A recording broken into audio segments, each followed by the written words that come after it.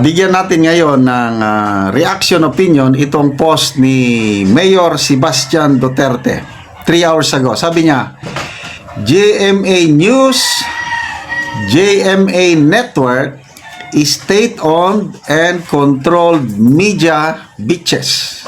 Bitch, di ba? Wakwak, aswang. So, isinare ni Mayor Sebastian Duterte itong post ng GMA News na binalita niya yung pagkamatay ni late Paulo Tantoco na namatay siya ng coke overdose. Kaya lang yung GMA post na yon after a few hours na taken down. So ito, ditong side na ito is yung black. Nandyan yung detalye. Yung base sa report, published report ng Hollywood News, LA Hollywood News. Yan. So, isinare ng may article ang GMA. So, na-inform ng public. Mamaya, ito na, taken down na. GMA News Online, ops. We cannot find the page you are looking for. Yung tungkol sa pagkamatay ni Paulo Tantoco. So bakit biglang tinanggal? Kaya ayun, si Mayor Baste sabi niya, ang GMA is state-owned and controlled media bitches. So marami nang nag-content tungkol nito. Sino ba? Magbasa lang ako. Sabi to.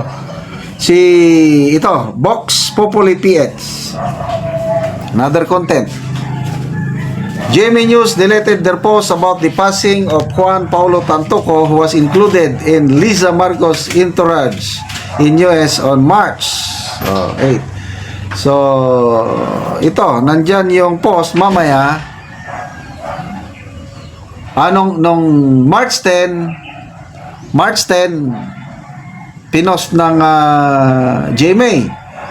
Kanina, ipinost yung findings ng medical examiner na namatay nga sa overdose ng coke. But mamaya-maya, dinilit. It's really different when you take a screenshot quickly. Yan. Ang galing nitong Vox Populi, Nakuha niya ng screenshot yung March 10 na balita ng GMA News, March 10. So, a few days pagkamatay ni Tantoco, nag-post sila. Ngayon, deleted na. Tapos, July 13, nag-post ulit yung GMA News. Mamaya, dinilit na naman. So, anong rason na nagpo-post sila, mamaya, dinidelete? May nakita pa akong mainstream media, News 5. Kanina, I'm not sure kung na-delete na ba. Una ko ngang nalaman ang findings na ito ng medical examiner na coke overdose ang dahilan sa News 5. Meron din akong nakita, Rappler naman. Considered ba ang Rappler na mainstream media? So far, yun pa lang nakikita ko News 5, Rappler, GMA, kailang na-delete. How about Inquirer, Philippine Star, yung mga malalaking broadsheet, parang wala pa akong tahimik. How about ABS-CBN? Tahimik. Ang social media ang mabilis. Pinag-uusapan na ngayon. Okay, magbasa lang ako sa mga comments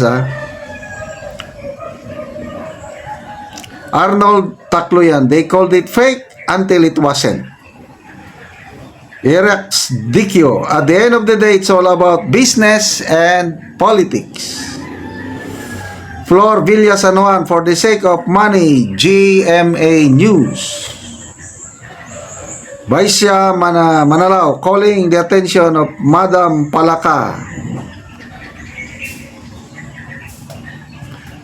Castanjedo Arnold, Jimmy is either paid or threatened, natakot, tinakot. Reynaldo Mendoza, remember when Michael's young brother was arrested? Immediately they put former Duterte's economic advisor. Binalita kagad. Michael Young. Emily Rudia, they're afraid to say the truth. Money is powerful than dignity nowadays. Ako, hindi na ako talaga nanonood o nagano sa yung lalo na yung TV news. Wala na. Dito na lang ako sa social media. Okay. Magpasalamat tayo. Okay? Sinong pasalamatan natin sa mga expose? Kaya nalaman natin ang mga detalye. Si Dean Chase at saka si Maharlika. Sila ang halos magkasabay ba o nagtulungan na nag-expose tungkol nito. Yung police report, pinost ni Dean Chase kanina. Doon ko lang nalaman yung crime of the scene investigation ang natagpuan ng police is parang may party. Nung pumasok ang police, kasi tinawag na after 7 hours o 11 hours ba yun, tinawag. May patay, pumasok ang police. Naabutan nila sa hotel is may semblance of a party activity.